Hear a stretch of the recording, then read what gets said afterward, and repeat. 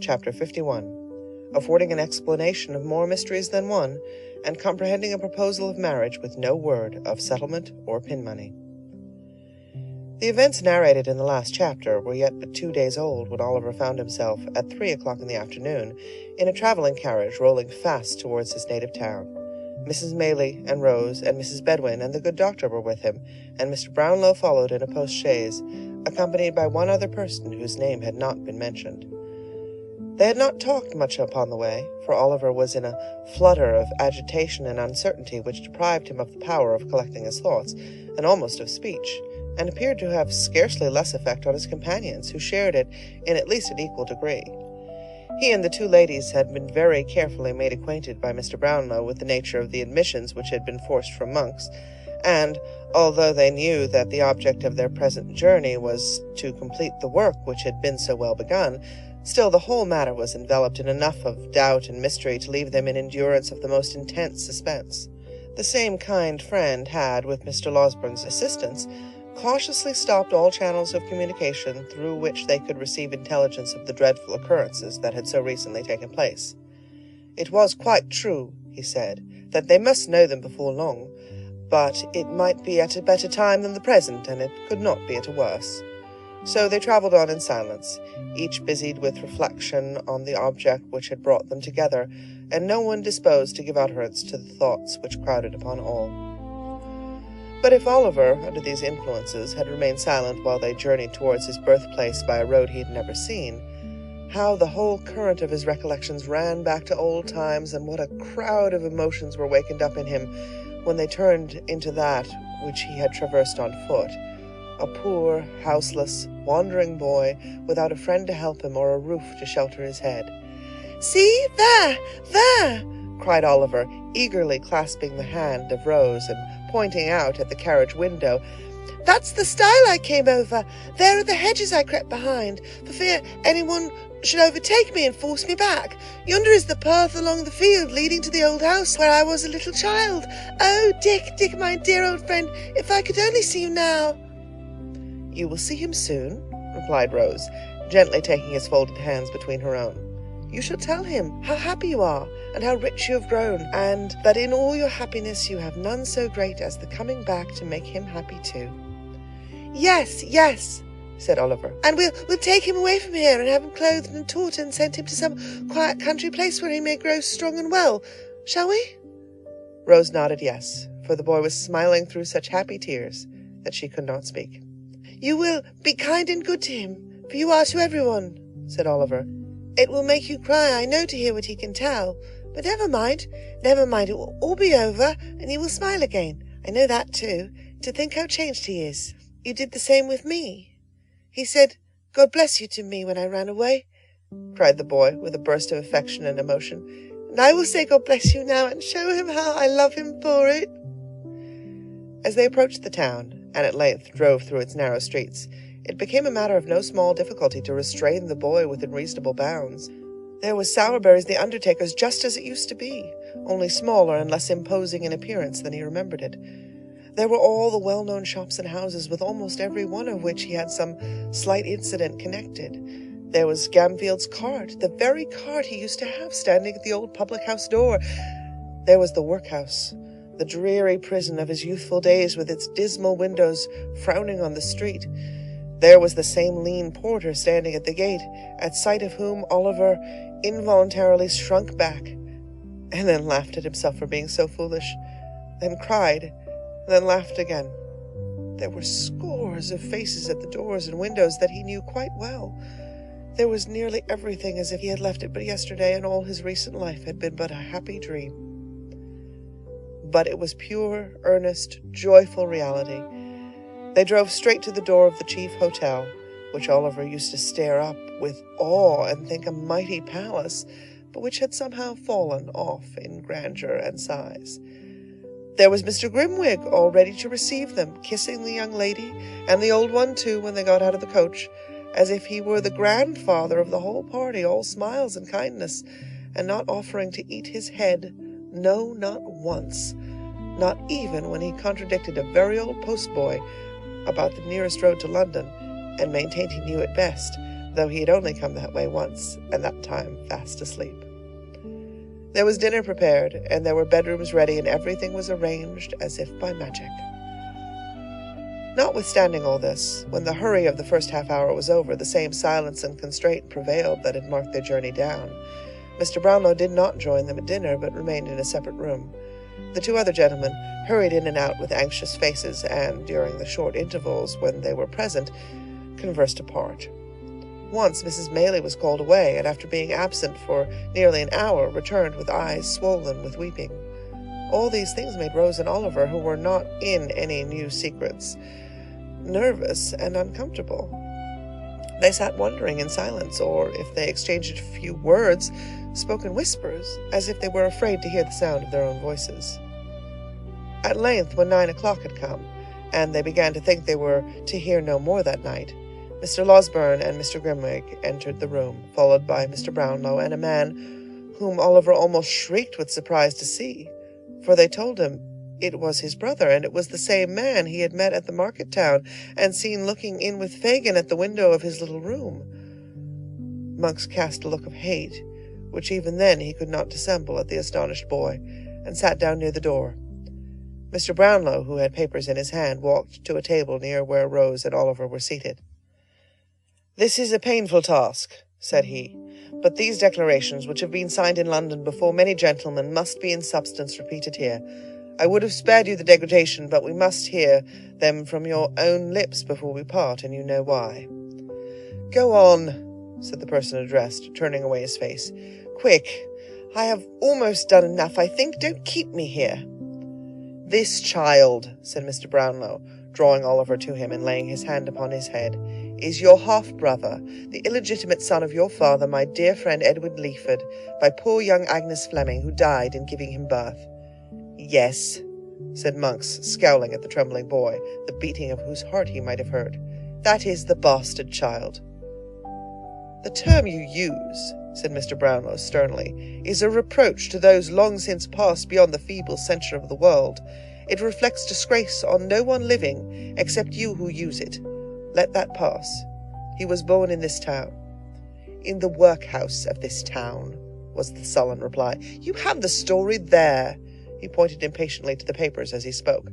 "I must have it here, too," said Mr. Brownlow, looking round upon the listeners. "Listen, then, you," returned Monks. "His father, being taken ill at Rome, was joined by his wife, my mother, from whom he had been long separated, who went from Paris and took me with her, to look after his property, for what I know, for she had no great affection for him, nor he for her. He knew nothing of us, for his senses were gone, and he slumbered on until next day, when he died. Among the papers in his desk were two, dated on the night his illness first came on, directed to yourself," he addressed himself to Mr. Brownlow, "and enclosed in a few short lines, with an intimation on the cover of the package that it was not to be forwarded till after he was dead. One of these papers was a letter to this girl Agnes, the other a will." "What of the letter?" asked Mr. Brownlow. "The letter, a sheet of paper, crossed and crossed again, with a penitent confession and prayers to God to help her. He had palmed a tale on the girl that some secret mystery, to be explained one day, prevented his marrying her just then, and so she had gone on, trusting patiently to him, until she trusted too far, and lost what none could ever give her back. She was at that time within a few months of her confinement.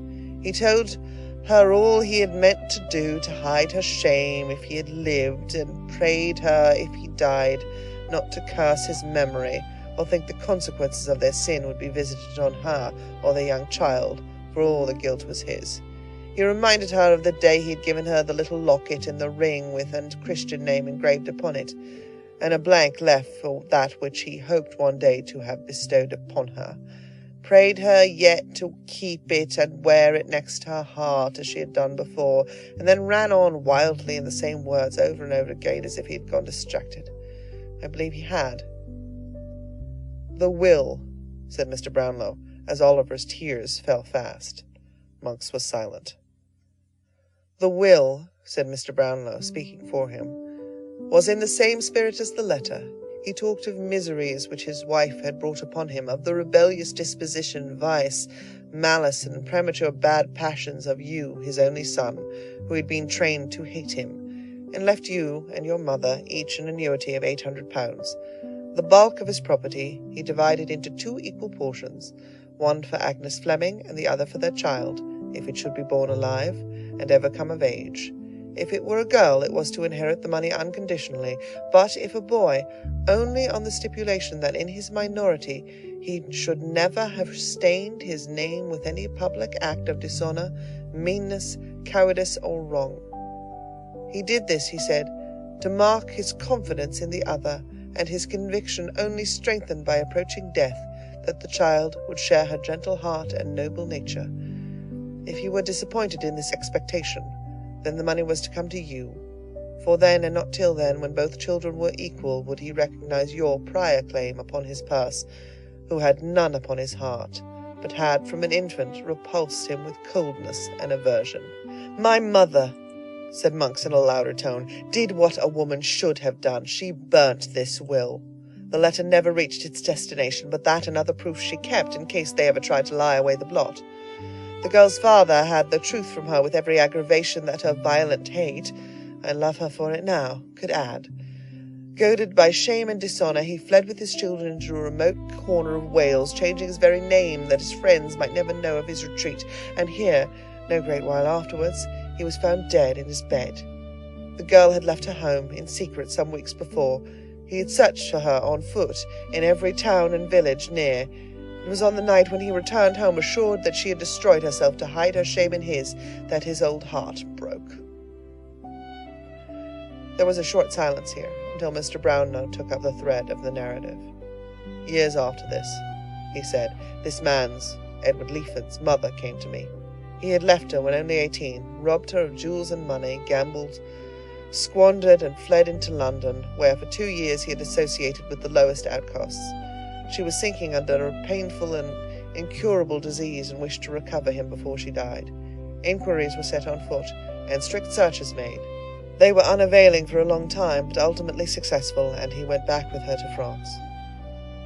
There she died, said Monks, after a lingering illness, and on her deathbed she bequeathed these secrets to me, together with her unquenchable and deadly hatred of all whom they involved, though she need not have left me that, for I had inherited it long before.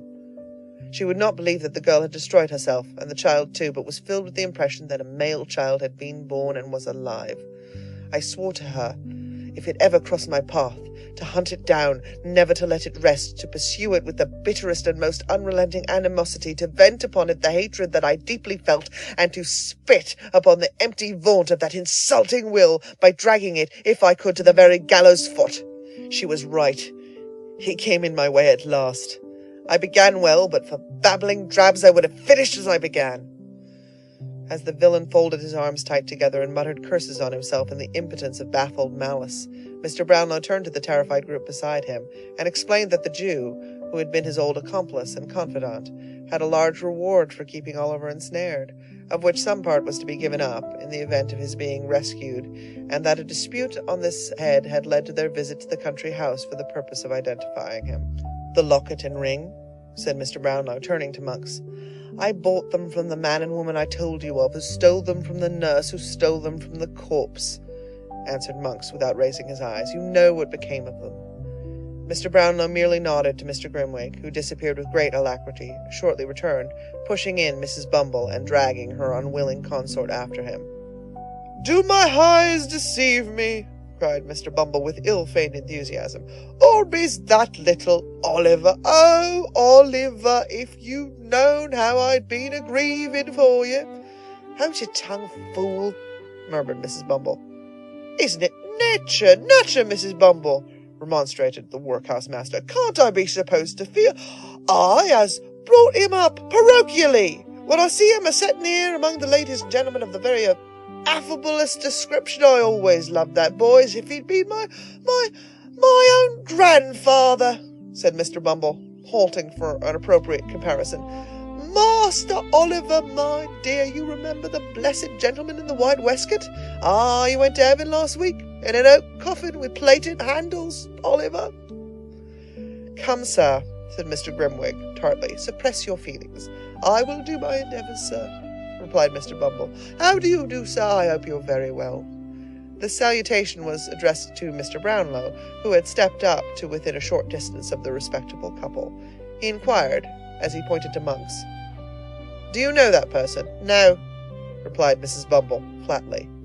"Perhaps you don't," said Mr. Brownlow, addressing her spouse. "I never saw him in all my life," said Mr. Bumble. "Nor sold him anything, perhaps?" "No," replied Mrs. Bumble. "You never had, perhaps, a certain gold locket and ring?" said Mr. Brownlow. "Certainly not," replied the matron. "Why are we brought here to answer such nonsense as this?"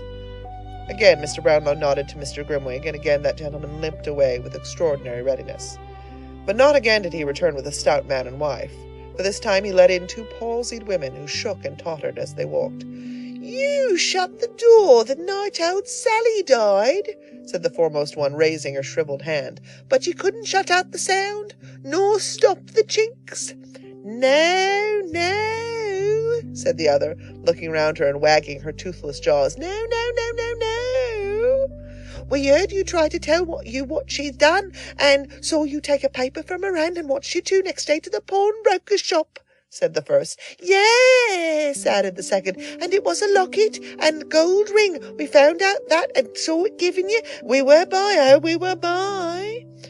"And we know more than that," resumed the first, "for she told us often long ago that the young mother had told her that feeling she could never get over it. She was on her way at the time she was taken ill to die near the grave of the father of her child." "Would you like to see the pawnbroker himself?"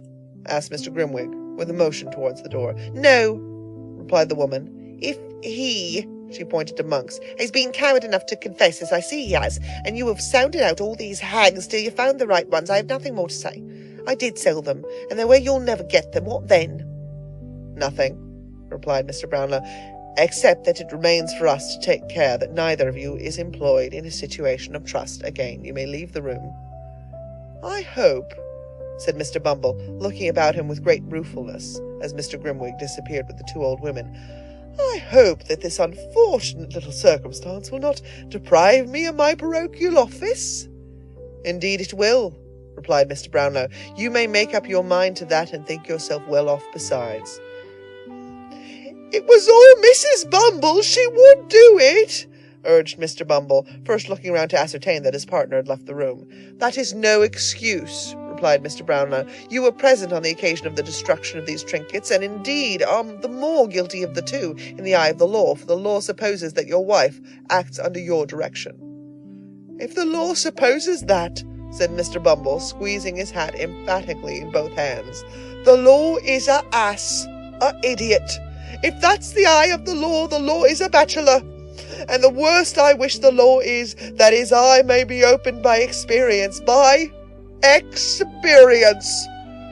Laying great stress on the repetition of these two words, Mr. Bumble fixed his hat on very tight, and, putting his hands in his pockets, followed his helpmate downstairs.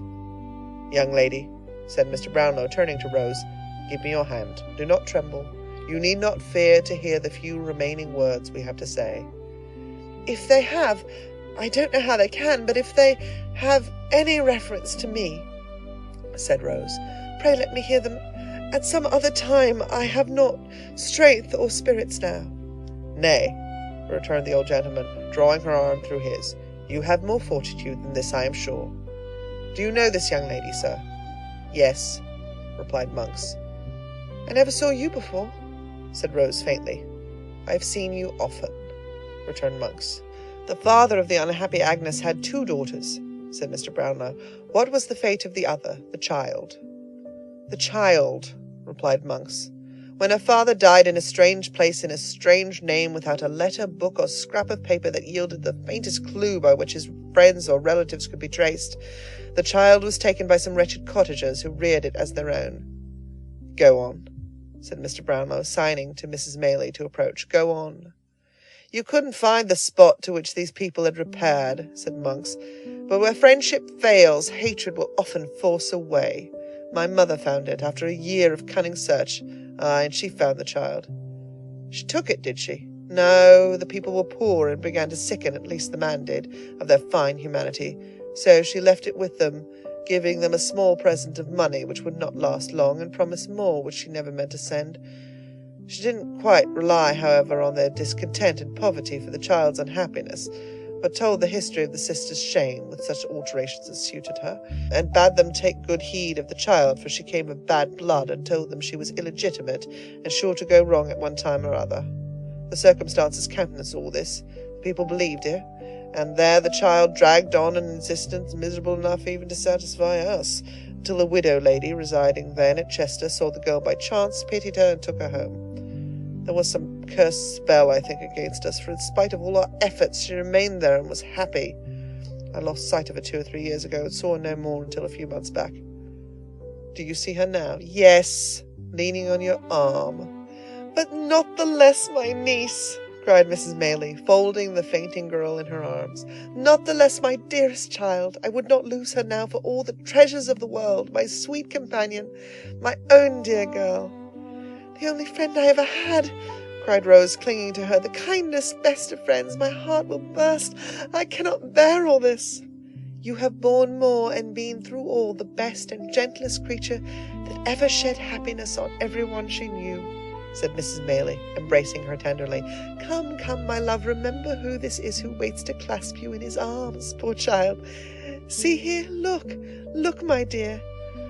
Not aunt, cried Oliver, throwing his arms about her neck. I never call her aunt, sister, my own dear sister, that something taught my heart to love so dearly from the first. Rose, dear darling Rose.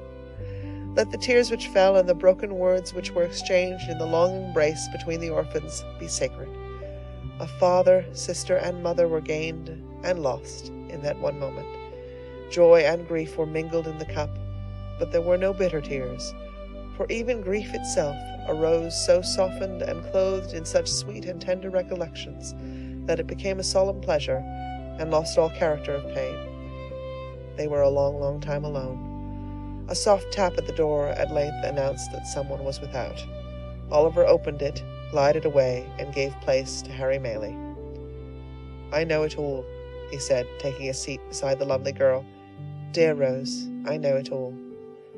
I am not here by accident, he added, after a lengthened silence, nor have I heard all this tonight, for I knew it yesterday, only yesterday.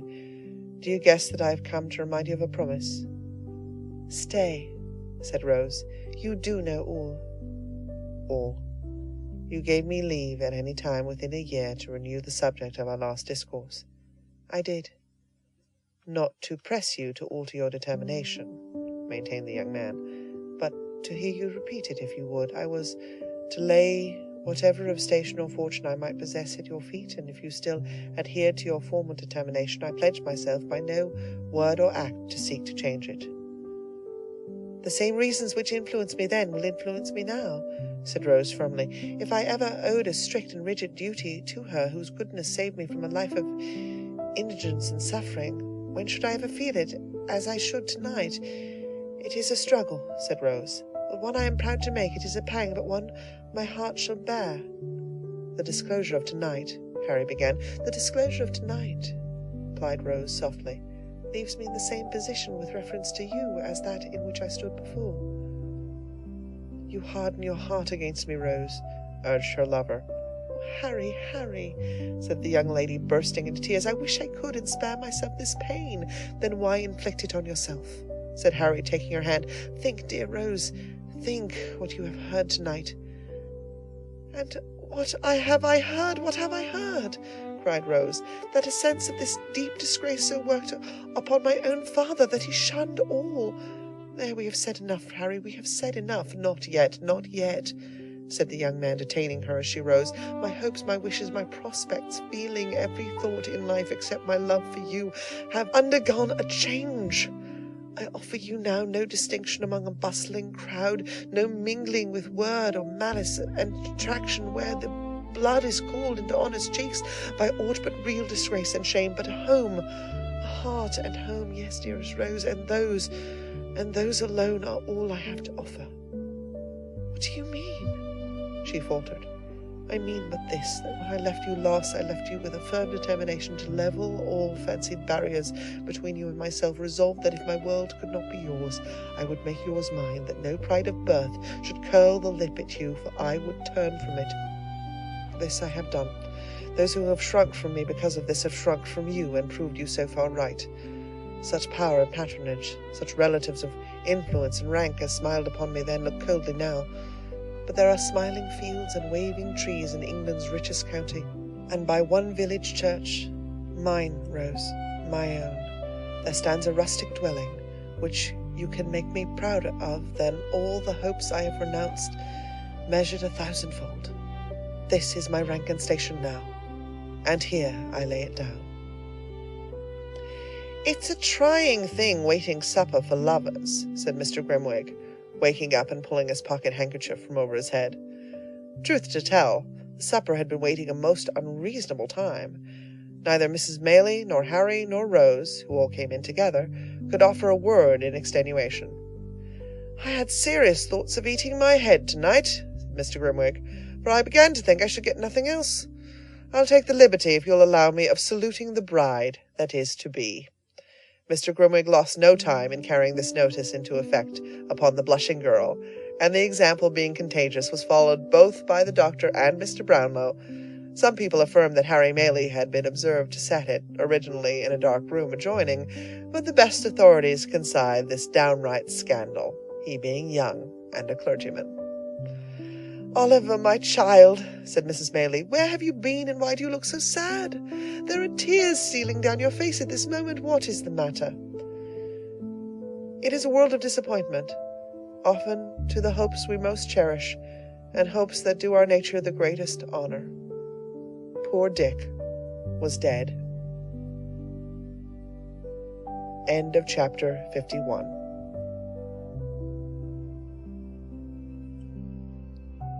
Chapter 52. The court was paved from floor to roof with human faces. Inquisitive and eager eyes peered from every inch of space. From the rail before the dock away into the sharpest angle of the smallest corner in the galleries, all looks were fixed upon one man, Fagin. Before him and behind, above, below, on the right and on the left, he seemed to stand surrounded by a firmament all bright with gleaming eyes. He stood there in this glare of living light, with one hand resting on the wooden slab before him, and the other held to his ear, and his head thrust forward to enable him to catch with greater distinctness every word that fell from the presiding judge, who was delivering his charge to the jury. At times he turned his eyes sharply upon them to observe the effect of the slightest featherweight in his favor, and when the points against him were stated with terrible distinctness, looked towards his counsel in mute appeal that he would even then urge something in his behalf. Beyond these manifestations of anxiety he stirred not hand or foot. He scarcely moved since the trial began, and now that the judge ceased to speak, he still remained in the same strained attitude of close attention, with his gaze bent on him as though he listened still. A slight bustle in the court recalled him to himself. Looking round, he saw that the jurymen had turned together to consider their verdict.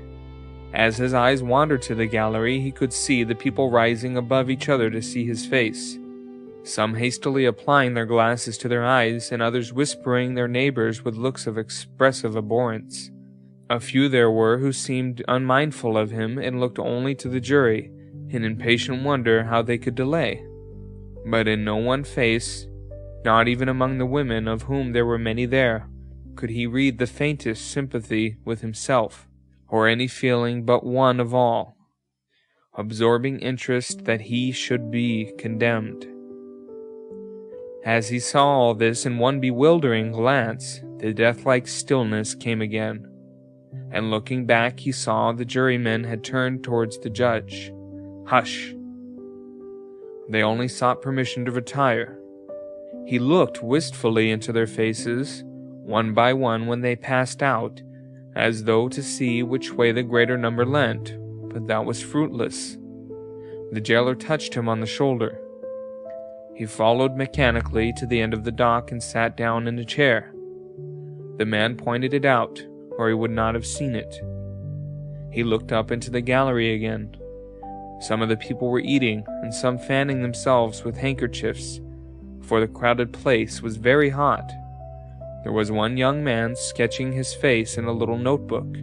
He wondered whether it was like, and looked on when the artist broke his pencil point and made another one with his knife, as any idle spectator might have done. In the same way, when he turned his eyes towards the judge, his mind began to busy itself with the fashion of his dress, and what it cost, and how he put it on. There was an old fat gentleman on the bench, too, who had gone out some half an hour before, and now come back. He wondered within himself whether this man had been to get his dinner, what he had had, and where he had had it, and pursued this train of careless thought until some new object caught his eye and roused another. Not that all this time his mind was for an instant free from one oppressive, overwhelming sense of the grave that opened at his feet. It was ever present to him, but in a vague and general way, and he could not fix his thoughts upon it. Thus, even while he trembled, burning hot at the idea of speedy death, he fell to counting the iron spikes before him, and wondering how the head of one had been broken off, and whether they would mend it, or leave it as it was. Then he thought of all the horrors of the gallows and the scaffold, and stopped to watch a man sprinkling the floor to cool it, and then went on to think again. At length there was a cry of silence and a breathless look from all towards the door. The jury returned and passed him close. He could glean nothing from their faces. They might as well have been of stone. Perfect stillness ensued. Not a rustle, not a breath. Guilty. The building rang with a tremendous shout, and another, and then it echoed loud groans and gathered strength as they swelled out like angry thunder. It was a peal of joy from the populace outside, greeting the news that he would die on Monday. The noise subsided, and he was asked if he had anything to say why sentence of death should not be passed upon him.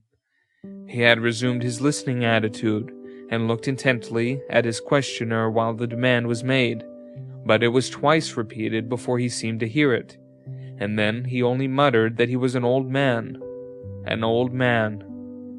and so, dropping into a whisper, was silent again. The judge assumed the black cap, and the prisoner still stood with the same air and gesture. A woman in the gallery uttered some exclamation, called forth by this dread solemnity.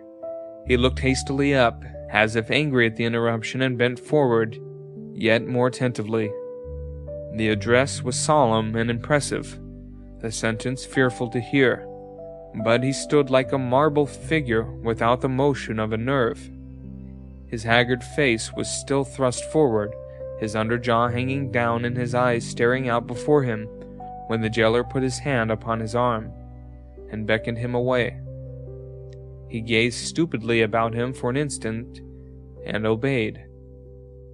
They led him through a paved room under the court, where some prisoners were waiting till their turns came, and others were talking to their friends, who crowded round a grate and looked into the open yard. There was nobody there to speak to him, but as he passed, the prisoners fell back to render him more visible to the people who were clinging to the bars, and they assailed him with uproarious names and screeched and hissed. He shook his fist and would have spat upon them, but his conductors hurried him on, through a gloomy passage lighted by a few dim lamps, into the interior of the prison. Here he was searched that he might not have about him the means of anticipating the law. This ceremony performed, they led him to one of the condemned cells and left him there, alone. He sat down on a stone bench opposite the door, which served for seat and bedstead. and casting his bloodshot eyes upon the ground, tried to collect his thoughts. After a while he began to remember a few disjointed fragments of what the judge had said, though it had seemed to him at the time that he could not hear a word. These gradually fell into their proper places, and by degrees suggested more, so that in a little time he had the whole, almost as it was delivered. To be hanged by the neck till he was dead. That was the end. To be hanged by the neck till he was dead. As it came on very dark, he began to think of all the men he had known who had died upon the scaffold, some of them through his means. They rose up in such quick succession that he could hardly count them. He had seen some of them die, and had joked, too, because they died with prayers upon their lips. With what a rattling noise the drop went down, and how suddenly they changed from strong and vigorous men to dangling heaps of clothes. Some of them might have inhabited that very cell, sat upon that very spot. It was very dark. Why didn't they bring a light? The cell had been built for many years. Scores of men must have passed their last hours there. It was like sitting in a vault strewn with dead bodies. The cap, the noose, the pinioned arms, the face that he knew. Even beneath that hideous veil, light, light. At length, when his hands were raw with beating against the heavy door and walls, 2 men appeared, one bearing a candle which he thrust into an iron candlestick fixed against the wall, the other dragging in a mattress on which to pass the night, for the prisoner was to be left alone no more. Then came the night. Dark, dismal, silent night. Other watchers are glad to hear this church clock strike, for they tell of life and coming day. To him they brought despair. The boom of every iron bell came laden with one deep, hollow sound. Death. What availed the noise of bustle and cheerful morning, which penetrated even there? To him, it was another form of knell, with mockery added to the warning. The day passed off. Day? There was no day. It was gone as soon as come, and night came on again. Night so long and yet so short, long in its dreadful silence and short in its fleeting hours. At one time he raved and blasphemed, and at another howled and tore his hair. Venerable men of his own persuasion had come to pray beside him, but he had driven them away with curses. They renewed their charitable efforts, and he beat them off. Saturday night. He had only one night more to live, and as he had thought of this, the day broke. Sunday. It was not until the night of this last awful day that a withering sense of his helpless, desperate state came in its full intensity upon his blighted soul. Not that he had ever held any defined or positive hope of mercy, but that he had never been able to consider more than the dim probability of dying so soon.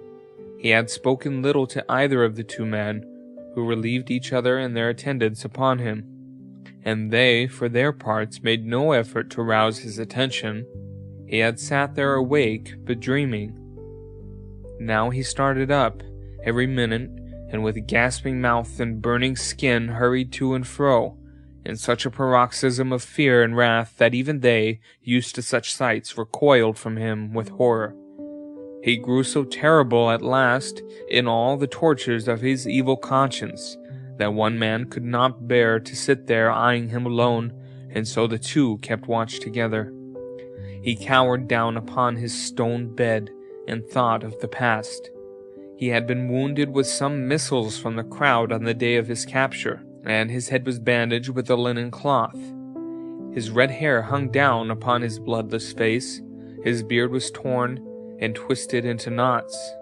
His eyes shone with a terrible light, his unwashed flesh crackled with the fever that burnt him up.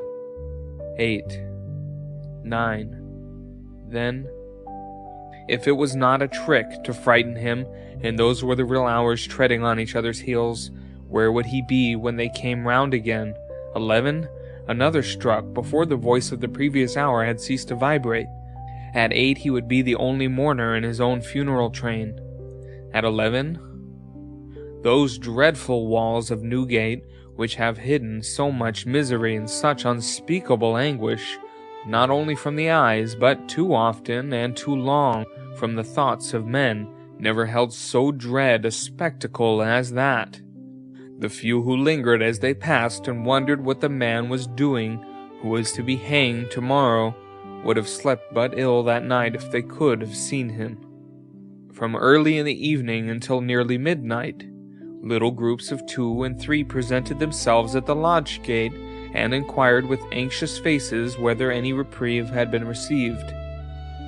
These being answered in the negative, communicated the welcome intelligence to clusters in the street, who pointed out to one another the door from which he must come out, and showed where the scaffold would be built, and walking with unwilling steps away, turned back to conjure up the scene. By degrees they fell off, one by one, and for an hour, in the dead of night, the street was left to solitude and darkness.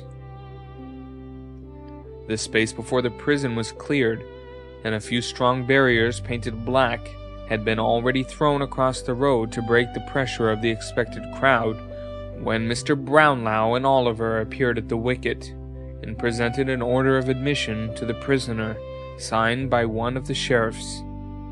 They were immediately admitted into the lodge. "Is the young gentleman to come too, sir?" said the man whose duty it was to conduct them. "It's not a sight for children, sir." "It is not indeed, my friend," rejoined Mr. Brownlow.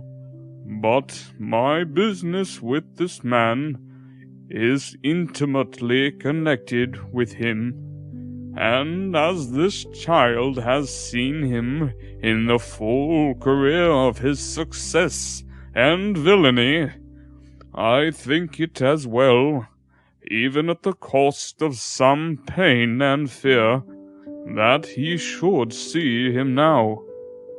These few words had been said apart, so as to be inaudible to Oliver. The man touched his hat, and glancing at Oliver with some curiosity, opened another gate, opposite to that by which he had entered, and led them on, through dark and winding ways towards the cells. "This," said the man, stopping in a gloomy passage where a couple of workmen were making some preparations in profound silence, "this is the place he passes through. If you step this way, you can see the door he goes out at." He led them into a stone kitchen, fitted with coppers for dressing the prison food, and pointed to a door. There was an open grating above it, through which came the sound of men's voices mingled with the noise of hammering and the throwing down of boards. They were putting up the scaffold. From this place they passed through several strong gates, opened by other turnkeys from the inner side, and having entered an open yard, ascended a flight of narrow steps, and came into a passage with a row of strong doors on the left hand. Monitoring them to remain where they were, the turnkey knocked at one of these with his bunch of keys. The 2 attendants, after a little whispering, came out into the passage, stretching themselves as if glad of the temporary relief, and motioned the visitors to follow the jailer into the cell. They did so. The condemned criminal was seated on his bed, rocking himself from side to side with a countenance more like that of a snared beast than the face of a man. His mind was evidently wandering to his old life, for he continued to mutter without appearing conscious of their presence otherwise than as a part of his vision. "Good boy, Charlie. Well done," he mumbled. "Oliver, too? Ha ha ha! Oliver, too. Quite the gentleman now. Quite the... Take that boy away to bed." The jailer took the disengaged hand of Oliver, and whispering him not to be alarmed, looked on without speaking. "Take him away to bed," cried Fagin. Do you hear me, some of you? He has been somehow the cause of all this. It's worth the money to bring him up to it. Bolt his throat, Bill, never mind the girl. Bolt his throat as deep as you can cut. Saw his head off. Fagin, said the jailer. That's me, cried the Jew, falling instantly into an attitude of listening he had assumed upon his trial. An old man, my lord. A very old man. Here, said the turnkey, laying his hand upon his breast to keep him down. Here's somebody wants to see you. To ask you some questions, I suppose. Fagin, are you a man? I shan't be one long, he replied, looking up with a face retaining no human expression, but rage and terror. Strike them all dead! What right have they to butcher me? As he spoke, he caught sight of Oliver and Mr. Brownlow. Shrinking to the furthest corner of the seat, he demanded to know what they wanted there. Steady, said the turnkey, still holding him down. Now, sir, tell him what you want. Quick, if you please, for he grows worse as the time gets on. You have some papers, said Mr. Brownlow, advancing, which were placed in your hands for better security by a man called Monks. It's all a lie together, replied Fagin. I haven't one, not one. For the love of God, said Mr. Brownlow solemnly, do not say that now, upon the very verge of death, but tell me where they are. You know that Sykes is dead, that Monks has confessed, that there is no hope of any further gain. Where are those papers? Oliver, cried Fagin, beckoning to him. Here, let me whisper to you. I'm not afraid, said Oliver in a low voice, as he relinquished Mr. Brownlow's hand. The papers, said Fagin, drawing Oliver towards him, are in a canvas bag, in a hole a little way up the chimney, in the top front room. I want to talk to you, my dear. I want to talk to you. Yes, returned Oliver. Let me say a prayer, do. Let me say one prayer. Say only one upon your knees with me, and we will talk till morning. Outside, replied Fagin, pushing the boy before him towards the door and looking vacantly over his head. Say I've gone to sleep. They'll believe you. You can get me out if you'll take me so. Now then! Oh, God, forgive this wretched man, cried the boy with a burst of tears. That's right, said Fagin. That'll help us on. This door first. If I shake and tremble as we pass the gallows, don't you mind, but hurry on. Now! Have you nothing else to ask him, sir? Inquired the turnkey. No other question, replied Mr. Brownlow. If I hoped we could recall him to a sense of his position. Nothing will do that, sir, replied the man, shaking his head. You had better leave him. The door of the cell opened, and the attendants returned. Press on, cried Fagin. Softly, but not so slow. Faster! The men laid hands upon him, and disengaging Oliver from his grasp, held him back. He struggled with the power of desperation for an instant, and then sent up cry upon cry that penetrated even those massive walls, and rang in their ears until they reached the open yard. It was some time before they left the prison. Oliver nearly swooned after this frightful scene, and was so weak that for an hour or more he had not the strength to walk. Day was dawning when they again emerged. A great multitude had already assembled. The windows were filled with people, smoking and playing cards to beguile the time. The crowd were pushing, quarreling, joking. Everything told of life and animation, but one dark cluster of objects in the center of all. The black stage, the crossbeam, the rope, and all the hideous apparatus of death. End of chapter 52. Chapter 53. And last. The fortunes of those who have figured in this tale are nearly closed. The little that remains to their historian to relate is told in few and simple words. Before 3 months had passed, Rose Fleming and Harry Maylie were married in the village church, which was henceforth to be the scene of the young clergyman's labours. On the same day, they entered into possession of their new and happy home. Mrs. Maylie took up her abode with her son and daughter-in-law to enjoy, during the tranquil remainder of her days, the greatest felicity that age and worth can know, the contemplation of the happiness of those on whom the warmest affections and tenderest cares of a well-spent life have been unceasingly bestowed.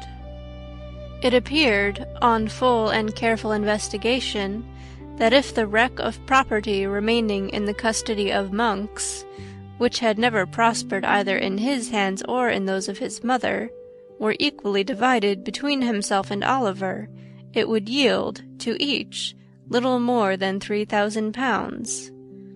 By the provisions of his father's will, Oliver would have been entitled to the whole, but Mr. Brownlow, unwilling to deprive the elder son of the opportunity of retrieving his former vices and pursuing an honest career, proposed this mode of distribution, to which his young charge joyfully acceded. Monks, still bearing that assumed name, retired with his portion to a distant part of the New World, where, having quickly squandered it, he fell once more into his old courses, and, after undergoing a long confinement for some fresh act of fraud and knavery, at length sunk under an attack of his old disorder, and died in prison. As far from home died the chief remaining members of his friend Fagin's gang. Mr. Brownlow adopted Oliver as his son. Removing with him and the old housekeeper to within a mile of the parsonage house where his dear friends resided, he gratified the only remaining wish of Oliver's warm and earnest heart, and thus linked together a little society whose condition approached as nearly to one of perfect happiness as can ever be known in this changing world. Soon after the marriage of the young people, the worthy doctor returned to Chertsey, where, bereft of the presence of his old friends, he would have been discontented if his temperament had admitted of such a feeling, and would have turned quite peevish if he had known how. For 2 or 3 months he contented himself with hinting that he feared the air began to disagree with him. Then, finding that the place really no longer was, to him, what it had been, he settled his business on his assistant, took a bachelor's cottage outside the village, of which his young friend was pastor, and instantaneously recovered. Here he took to gardening, planting, fishing, carpentering, and various other pursuits of a similar kind, all undertaken with his characteristic impetuosity. In each and all he has since become famous throughout the neighborhood as a most profound authority. Before his removal he had managed to contract a strong friendship for Mr. Grimwig, which that eccentric gentleman cordially reciprocated. He is accordingly visited by Mr. Grimwig a great many times in the course of the year. On all such occasions Mr. Grimwig plants, fishes, and carpenters with great ardor, doing everything in a very singular and unprecedented manner, but always maintaining with his favourite asseveration that his mode is the right one. On Sundays he never fails to criticize the sermon to the young clergyman's face, always informing Mr. Losberne, in strict confidence afterwards, that he considers it an excellent performance, but deems it as well not to say so. It is a standing and very favourite joke for Mr. Brownlow to rally him on his old prophecy concerning Oliver, and to remind him of the night on which they sat with a watch between them, waiting his return. But Mr. Grimwig contends that he was right in the main, and, in proof thereof, remarks that Oliver did not come back after all, which always calls forth a laugh on his side, and increases his good humour. Mr. Noah Claypool, receiving a free pardon from the Crown in consequence of being admitted a prover against Fagin, and considering his profession not altogether as safe a one as he could wish, was for some time at a loss for the means of a livelihood, not burdened with too much work. After some consideration, he went into business as an informer, in which calling he realizes a genteel subsistence. His plan is to walk out once a week during church time, attended by Charlotte in respectable attire, and the gentleman being accommodated with 3 penny worth of brandy to restore her, lays an information next day, and pockets half the penalty. Sometimes Mr. Claypole faints himself, but the result is the same. Mr. and Mrs. Bumble, deprived of their situations, were gradually reduced to great indigence and misery, and finally became paupers in that very same workhouse in which they had once lorded it over others. Mr. Bumble has been heard to say that, in this reverse and degradation, he has not even spirits to be thankful for being separated from his wife. As to Mr. Giles and Brittles, they still remain in their old posts, although the former is bald, and the last-named boy quite grey. They sleep at the parsonage, but divided their attention so equally among its inmates, and Oliver and Mr. Brownlow and Mr. Losberne, that to this day the villagers have never been able to discover to which establishment they properly belong. Master Charles Bates, appalled by Sykes's crime, fell into a train of reflection whether an honest life was not, after all, the best. Arriving at the conclusion that it certainly was, he turned his back upon the scenes of the past, resolved to amend it in some new sphere of action. He struggled hard, and suffered much, for some time, but having a contented disposition and a good purpose, succeeded in the end, and, from being a farmer's drudge and a carrier's lad, he is now the merriest young grazier in all Northamptonshire. And now the hand that traces these words falters as it approaches the conclusion of its task, and would weave for a little longer space the thread of these adventures.